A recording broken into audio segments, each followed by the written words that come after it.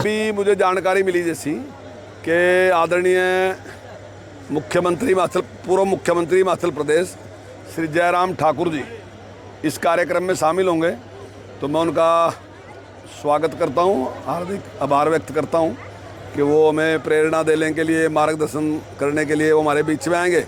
ये हमारे लिए बेहद खुशी की बात है।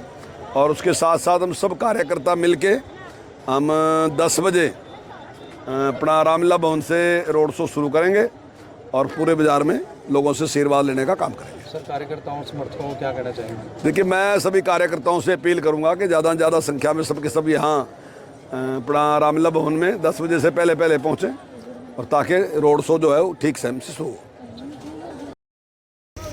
पवन शर्मा जी, चल कोई नहीं।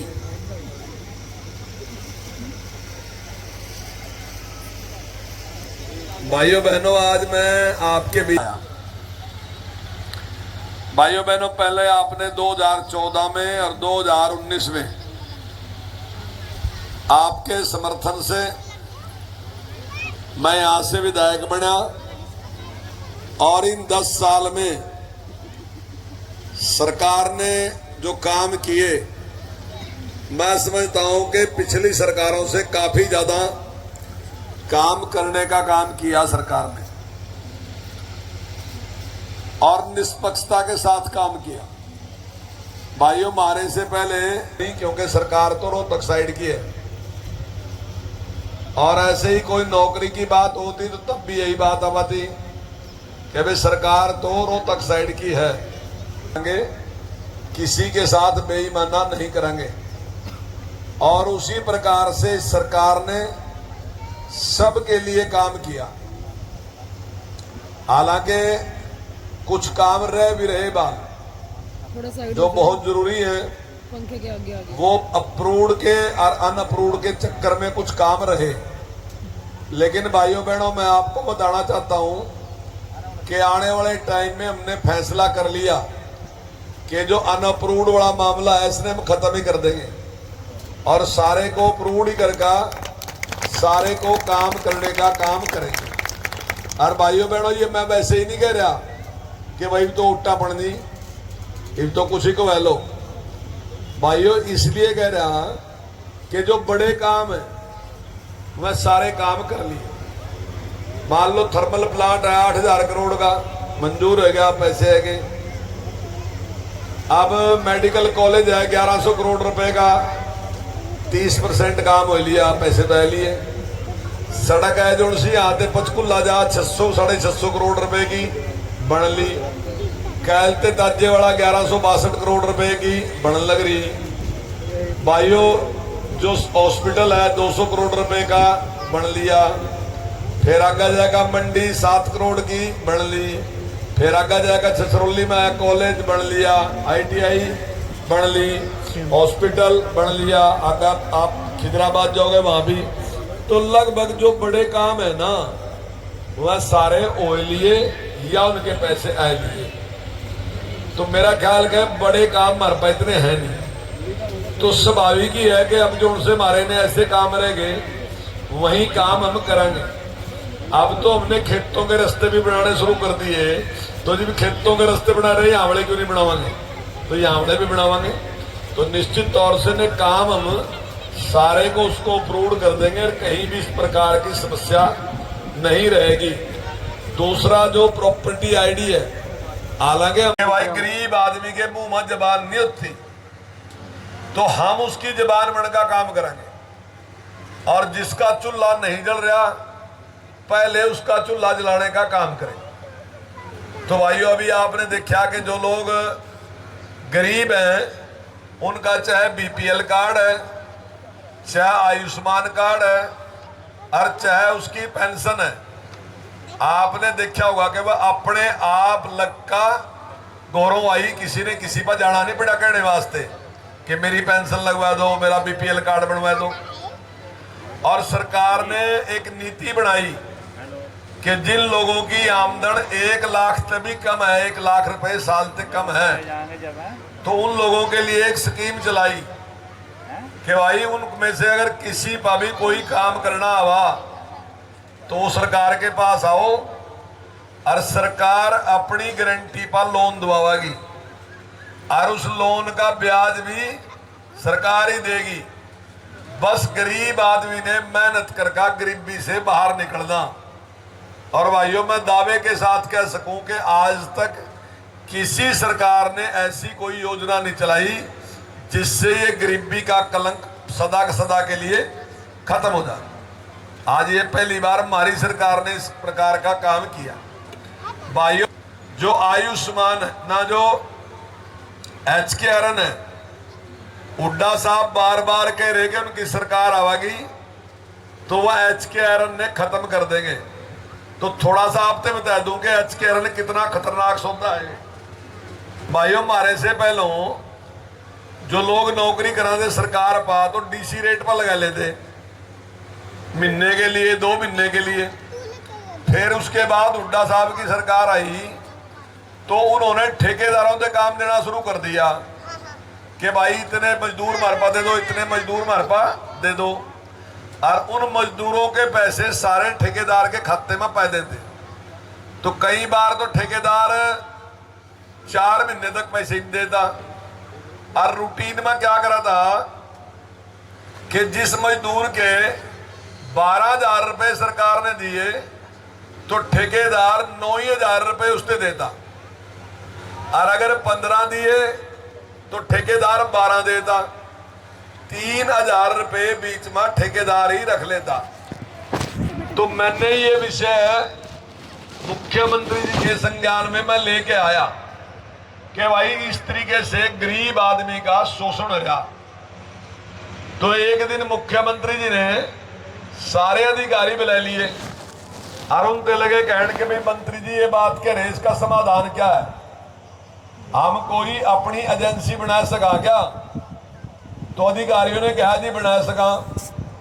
तो भाई उसके बाद ये एजेंसी बनी HKRN, हरियाणा कौशल विकास निगम हमने बनाया। और जितने लोग हमारे पास काम कर रहे थे वह सारे के सारे हमने हरियाणा कौशल विकास निगम में रख लिए। और अब उनका सबका पैसा सरकार सीधा उनके खाते में डालने का काम करने लग रही। आज उनका एक पैसा भी कोई रख नहीं सकता। ये काम हमारी सरकार ने किया। दूसरा, हमारी सरकार ने एक निर्णय लिया कि जो व्यक्ति जिनकी आमदन 1 लाख रुपए साल से कम है, अगर उनका कोई भी बच्चा HKRN में अप्लाई करागा तो सरकार 30 नंबर फालतू देगी उससे, ताकि उस गरीब आदमी को पहले काम मिल जा।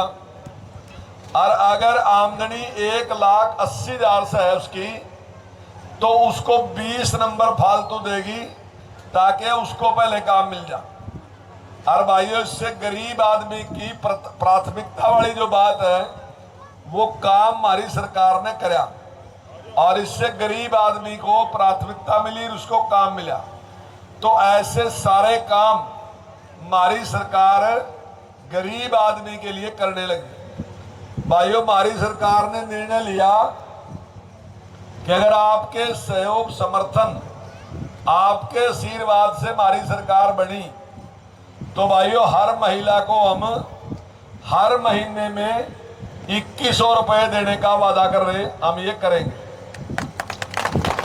और इसी प्रकार से जो हमारा आयुष्मान है, हमारी सरकार बनी तो अगर ये अभी 5 लाख का है तो इसने हम 10 लाख तक का इलाज कराएगा देंगे। 10 लाख आयुष्मान ने करेंगे।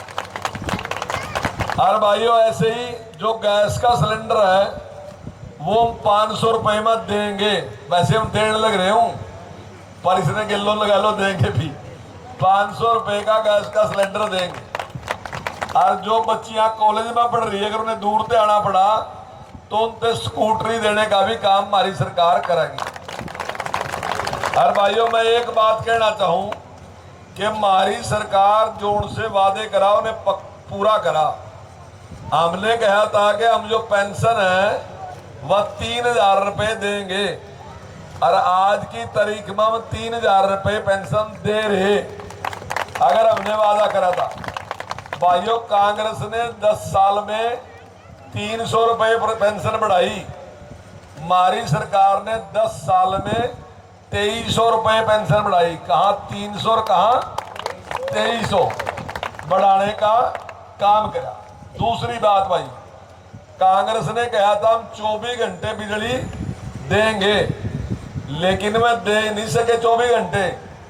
फिर हमारी सरकार आई तो हमारी सरकार ने उस पर काम शुरू करा और आज आपके सामने हम 24 घंटे बिजली दे रहे और 24 घंटे दे रहे और सस्ती दे रहे।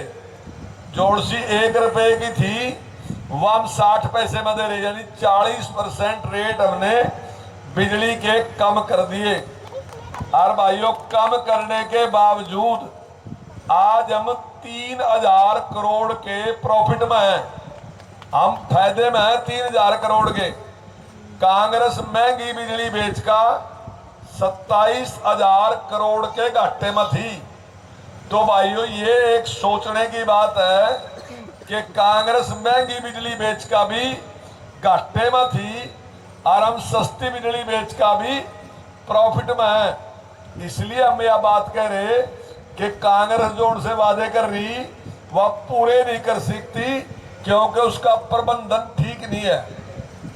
जो आदमी महंगी चीज बेच का भी घाटे में है तो वो किकर ठीक कर देगा, और हम सस्ती बेच का भी प्रॉफिट में है।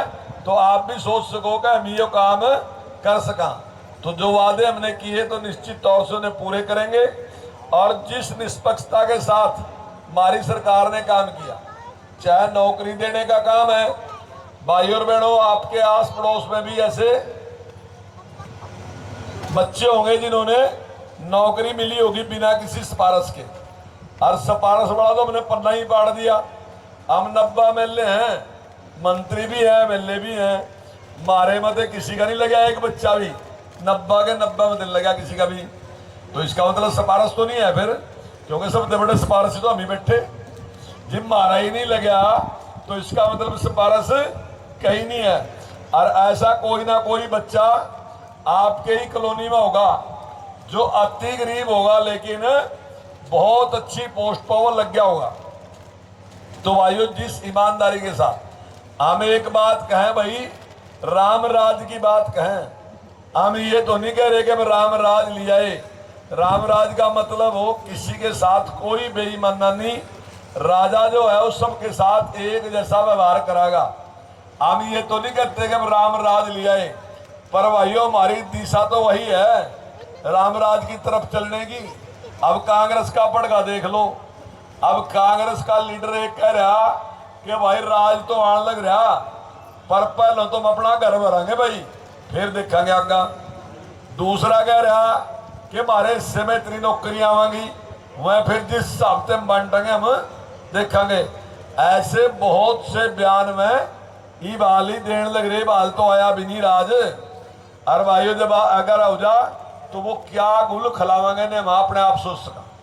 दूसरी तरफ हमारे बड़े हैं जो ये बात कह रहे कि हमारे लिए सारा हरियाणा जो है वो एक जैसा है, हम सारे हरियाणा की बराबर चिंता करेंगे, उसने ठीक करने का काम करेंगे। और भाइयों में सारे के सारे काम आज वर्तमान सरकार है करने लग रही। जिस प्रकार से मोदी जी ने पूरी दुनिया में भारत का मान सम्मान बढ़ाया, और जिस प्रकार से हमारे मुख्यमंत्री नायब सिंह सैनी जी ने जिस प्रकार से सारे काम किए, और इस थोड़े से कार्यकाल में ही जिस प्रकार से जो बात उन्होंने कही वही बात उन्होंने पूरा करने का काम किया। तो भाइयों बहनों मैं आपसे प्रार्थना करूंगा कि आप अपना सहयोग समर्थन आशीर्वाद दें, और मैं आपको विश्वास दिलाता हूं कि जो और समस्या भी बच गई तो भाइयों जल्दी उन सारी समस्याओं का समाधान, हम आपकी समस्याओं का समाधान करेंगे और आपका मान सम्मान बढ़ाएंगे, और इन समस्याओं को भी से भी आपको निजात दिलाएंगे। लेकिन इसके लिए मुझे आपके सहयोग की समर्थन की जरूरत है, उसी की मैं आपसे प्रार्थना करने आया। आप मुझे अपना आशीर्वाद दें और हम ये सारे काम कराने की आपको गारंटी देते हैं। आप सबका बहुत बहुत धन्यवाद। जय हिंद।